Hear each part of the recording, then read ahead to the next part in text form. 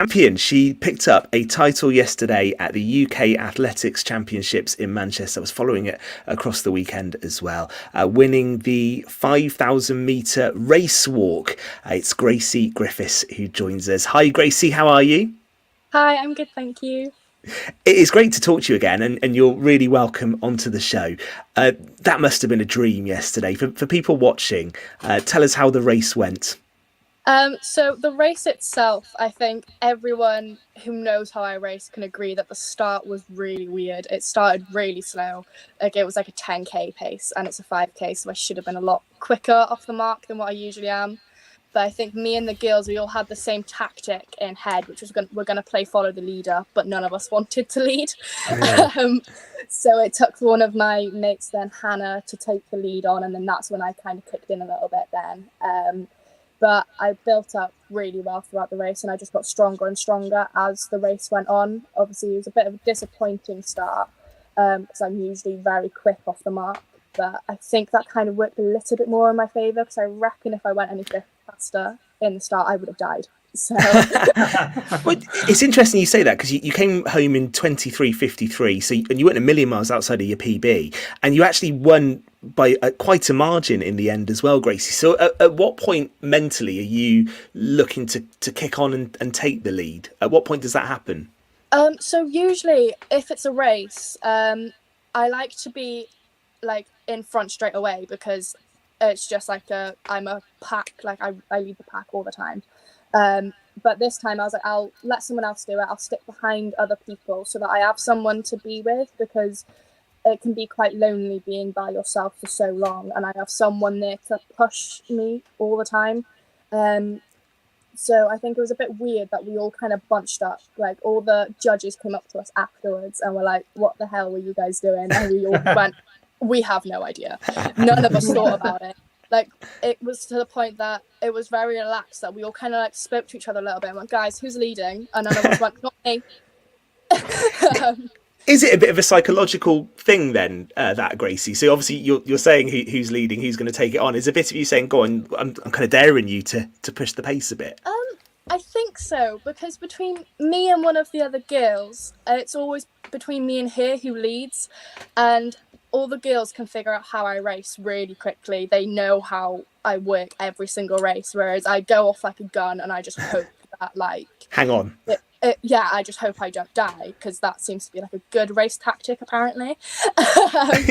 And I think they were all kind of expecting me to do that, and then they were going to hang on behind me, whereas I wanted one of the other girls to lead so I could work her out a bit more instead of her doing the same to me.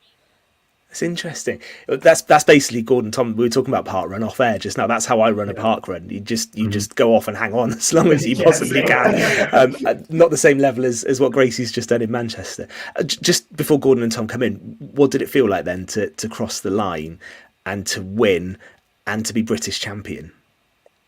So I think obviously I knew I was in the lead, but it felt really weird because then I crossed the line being like, "Oh my god, I've actually just done that." Because I could hear the commentators going, "Oh, there's Gracie in the lead," and that's really good feeling in itself. But the fact that I've crossed the line and gone, "I've actually just done that. I'm 17 and I've just won a British senior title."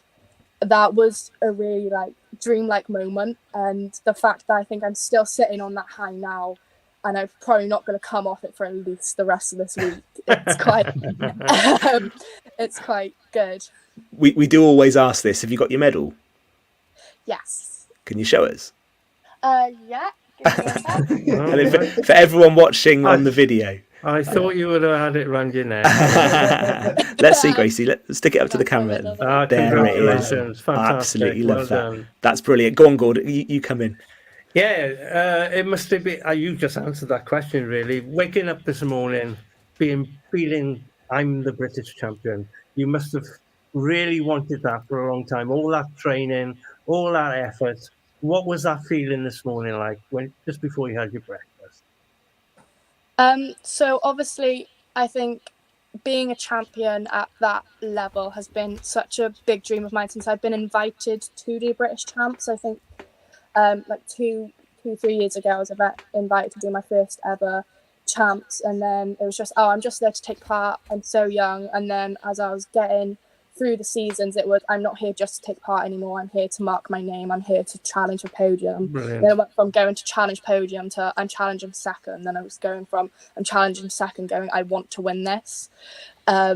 And when I did my British indoor in February, I was so close to being first.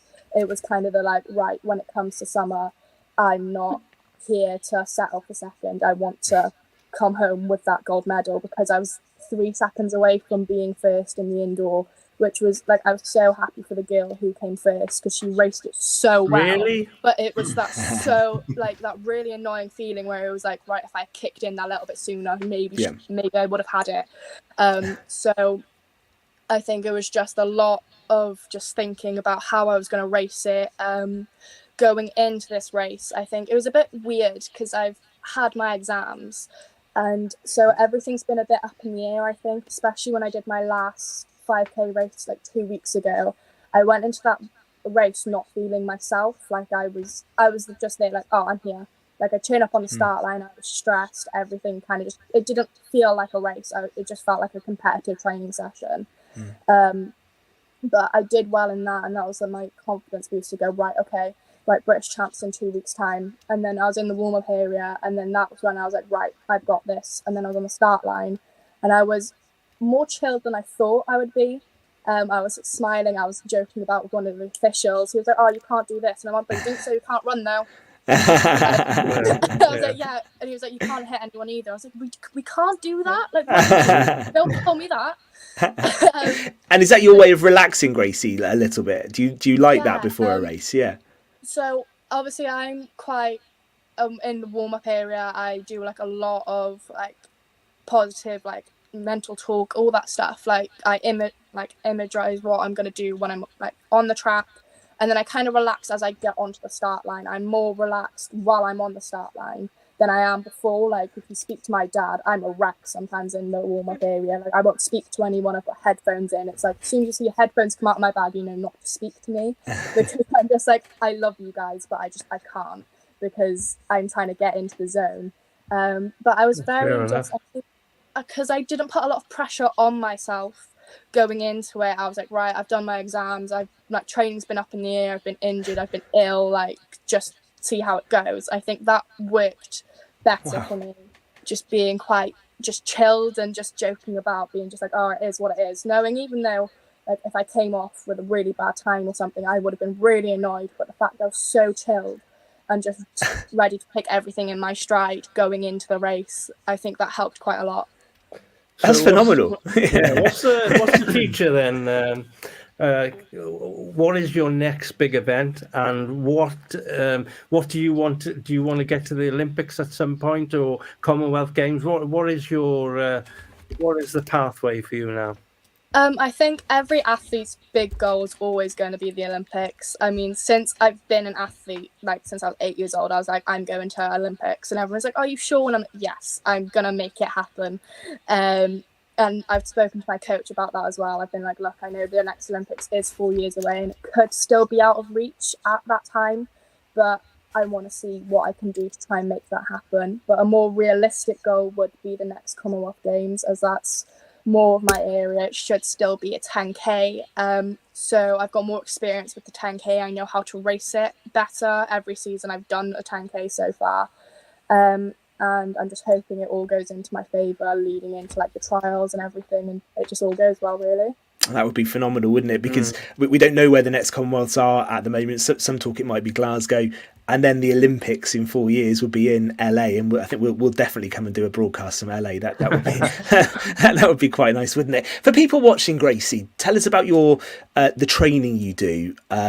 What does that look like to train to become the 5,000 metre race walk British champion? What's the typical week look like for you?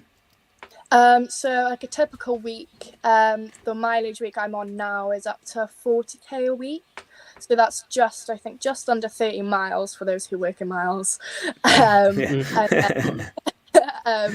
I'll do one gym session a week. So that'll be on a Tuesday, along with up to, I think, a 45-minute tempo, like easy walk. And then so I'll do 6 6 walks a week, like easy walks, and then I'll do 1 track session a week then. So that could range anywhere from 1k reps to just 200, like just fast 200 speedy stuff. So is that a combination of on the track and on the roads as well? So you're from Hook, aren't you? So do you just use the local roads to practice? Yeah, the locals see me out so much. You do realise there's a 20 miles per hour in Hook. Take your time going through there now. I will. I've been told. I think it was to the point that one of the locals, bless him, in the mornings, I would go out before school when I had it, and it would be like 5:45 in the morning. He slept with his bedroom window open, and he could hear my feet hitting the pavement. And he was like, "Were you training this morning, Grace?" And I was like, "Yeah, I was." He was like, "Good, because I could hear you." He was like, "Oh, right, really sorry about that." You've had amazing support, haven't you, from across Pembrokeshire always, and I know Haverfordwest High put out a tweet, and what does that mean to you? I think whenever we talk to people on this show, especially when it's things like the Commonwealth Games and that's an aspiration, there's always a real sense of pride that you're from Pembrokeshire and the support you get from your home county. That must mean a bit to you, Gracie. So I think that was the most overwhelming part about yesterday, was the amount of people that were like, "I'm so proud of you, you did amazing." Like, it made me just go like, "Oh my God." Like, I know I've been like, "Oh, I do this to not only make myself proud, but to make like my village proud." It was like my village erupted yesterday. It was amazing. It was like, generally it warms my heart, because there's some people that like I haven't had a chance to speak to yet, and they're stopping me being like, "Oh, you did so well." And it's just like I've made that little bit of impact, and I'm inspiring like some of the younger kids as well, like in my primary school, but in Hook School, I've gone in and I've spoken to them about race walking, or I've spoken to them about like when I used to run, I used to speak to them about that as well, and they're sitting there and they're only about, I think, like 9 or 10, so like year 5, and they're sitting there like looking at me going, "Oh my God, she's amazing," and I'm there like, "Oh." Like, it makes me feel so happy that I've made kids like look up to me like that as well. And actually, for this discipline, it's one that probably doesn't get the attention it deserves, actually. So you're doing a bit to put that on the map, Gracie, which is great. I think that's quite good, because obviously before me there was obviously Heather, who race walked as well, and there's another girl in Cardiff who's helped put race walking on the map as well. But I think it's quite cool, because there's a lot of people going, "Oh, she's the girl that race walks," and even if they don't know my name, they know the discipline I do. And the fact that there's not a lot of people starting to go to me going, "Oh, well, it's just walking," they're actually going, "That's actually quite a cool sport, can you teach me more about it?"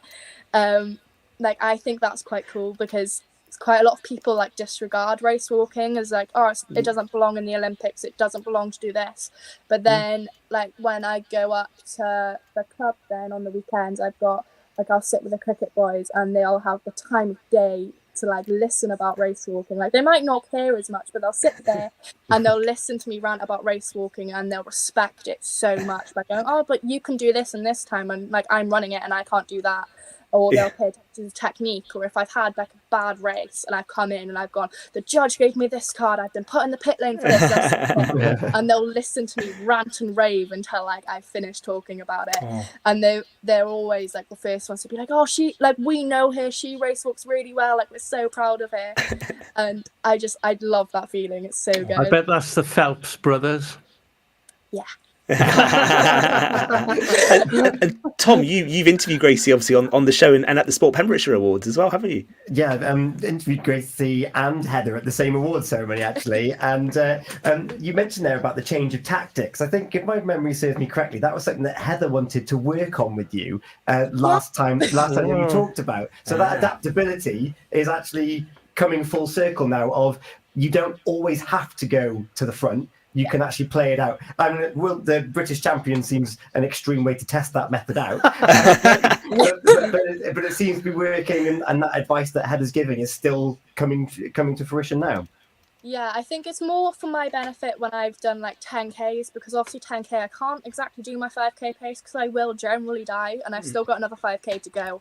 And I've tried that before and it hasn't really worked that well, and I've been like heaving middle of the race kind of thing, like it's not very fun. So I've learned how to like control my races, control my technique, not get flustered when judges are giving me cards. Just stuff like that me and Heather have worked on individually, like outside of training. Like I've messaged her being like, oh, my head isn't in the right space, like I need you to help me. So I think since my last race when I was away when I went away to Slovakia, I came back and then all of a sudden I was hit with this huge mental block in training, and I just, like, the drive to train, the passion was there, but I'd get on the track and I just felt a bit like bleh every single time. Like I'd have a good session, but I was like, yeah, but there's something wrong with it. And just stuff like that, because I'm when it comes to race walking or just sport, I'm really, like, one, competitive, and two, it needs to be perfect. I need to hit a good I need to make sure that I haven't had any cards or something like that. And one thing goes wrong, like my head was getting screwed straight away, and I was like, I need to find a way to get over this, because in race walking it is a very harsh sport. And like, so yesterday when I was racing, I think the commentators on the stream were like, she keeps looking up. I was like, one, to see how far away I was from people, because they were like, oh, she's getting this competitor's getting closer to her, so I wanted to see without having to turn my head.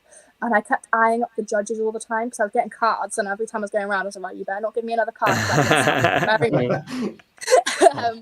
And I had, last season, I had a very bad thing of, as soon as I had red cards on the board, I would just see pure red, and then that would just make everything go so wrong. And then I have to learn how to deal with it, especially getting into higher levels of competitions where the judging is going to be so much stricter, and judges pick you up on different things as well. So we talked about how I can get better with that, and just how to deal with all of that pressure as well, especially at such a young age, because it's not gonna go away. It's either gonna get more and more intense, or I just need to find ways to combat it. So Heather's been so good with helping me with that, because I've gone to her and been like, hey, sorry I haven't spoken to you in a while, but this is why I think my training's gone south, or this is really annoying me, I need you to help me figure out what's gone wrong here. That's so mental. As a athlete coach relationship, we've got a really strong one, and I see her more as a really close friend than a coach, because I'll literally will be training, and the amount of random conversations we've had as well is so funny. I've had my mates sit there just going like, have you literally just told her that? I was like, yeah. But I think she's used to it. She's coached me since I was about 12. So the amount of I think you run out of things to talk about in a session half the time. So I'll just pop a random thing in there and just let her just talk about it. And it's great.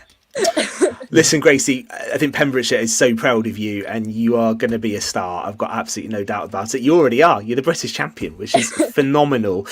Well done. When are you next in action now? 3 weeks' time in England. Excellent. Is that championship event as well? Yes. Excellent. Well, listen, we'll be following your progress, hopefully all the way to LA in 2028 and the Commonwealth Games before that. Yeah. Bradley Flood has just sent you a message saying, get in there, Gracie, well done. And we're going to get loads of people say the same. This video is going to stay on the Facebook page. If you want to see someone who is mega good and so passionate about her sport, watch this again, because Gracie's been a star. Thank you from us all at Pure West. A huge well done. Be very proud of yourself. We will see you again soon. You're always welcome on the show. Thank you, Gracie. We are going to come back. We're going to come back in just a sec for the final part of tonight's Pure West Sport. 7 Spy!